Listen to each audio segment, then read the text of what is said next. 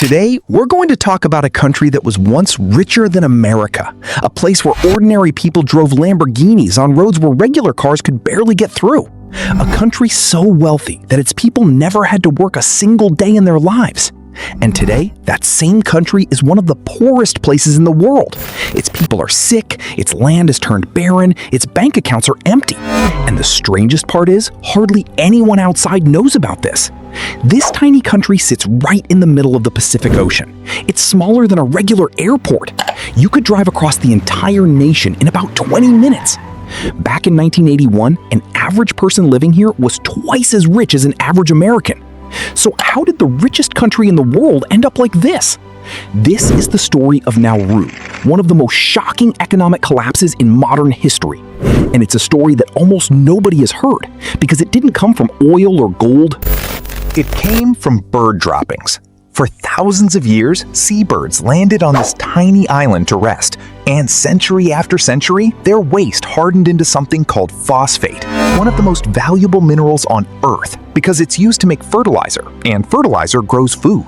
This island, quietly covered in bird droppings, was sitting on a hidden fortune. And when the world suddenly needed phosphate, Nauru did what any country would do. It started digging with everything it had. Foreign companies rushed in. Australia needed it. Britain needed it. Everyone wanted it. Money poured in like never before. The government gave its people free housing, free healthcare, free education. Nobody needed a job because the phosphate money covered everything. People bought sports cars they could barely drive on the island's one road, trading them in for new ones the moment they got old. The government bought hotels and airplanes around the world. For a brief, dazzling moment, Nauru had the highest per-person income on the planet. But here's where the twist begins. While people were digging up their treasure, they were digging up the entire country with it. Trees were uprooted, soil was stripped away, fields were torn open to reach the phosphate underneath, until nearly 80% of the island's surface was destroyed, turned into jagged limestone pinnacles where nothing could grow again. You can't farm land that's been peeled apart like that. So Nauru stopped growing food altogether. Everything, food, water, medicine, now had to arrive by ship from thousands of miles away. People knew the phosphate wouldn't last forever, so they tried to plan ahead. Billions of dollars were funneled into a national trust fund, meant to be the island's lifeline once the mining stopped.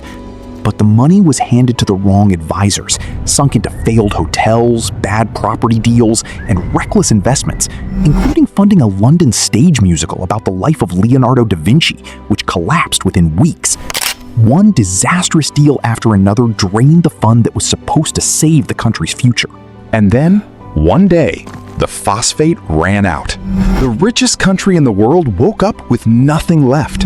No phosphate, no savings, no farms, no factories, no skills to fall back on. Just a hollowed-out island in the middle of the ocean, surrounded by water they couldn't even drink. What Nauru did next was almost unbelievable. First, it opened the door to criminals.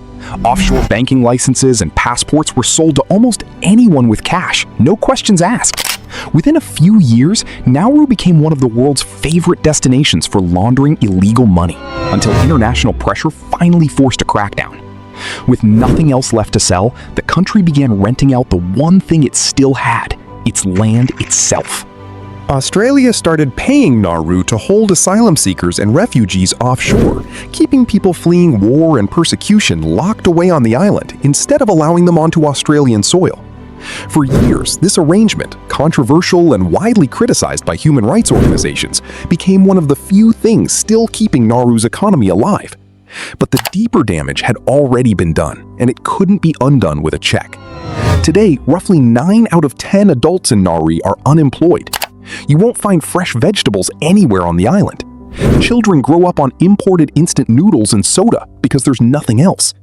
Nauru now has one of the highest rates of obesity and type 2 diabetes anywhere in the world, and average life expectancy has fallen to around 60 years. Explorers once called this place Pleasant Island. Now it's a barren moonscape, a wasteland of jagged white limestone where a paradise used to stand. So here's what this story is really trying to tell us. Nauru isn't some strange exception. It's a warning, because every nation sitting on easy, extractable wealth is at risk of walking the exact same road. Oil-rich states in the Middle East, nations built on natural gas, countries racing to mine lithium and rare earth minerals for our modern world, many of them are repeating Nauru's mistake right now, pulling treasure from the ground and spending it as if it will never run out, while quietly destroying the very land they depend on. Countries change, resources change, names change, but the story doesn't. Nauru was simply the first to reach the end of this road, a nation that had everything, dug it all up, sold it off, and was left holding nothing but a hole in the ground. This island is a warning etched in stone. The only question left is whether anyone will actually read it. If this story made you think differently about the world, that's exactly why this channel exists. Every week we dig into the hidden histories, the forgotten collapses, and the strange true stories that never make it into textbooks.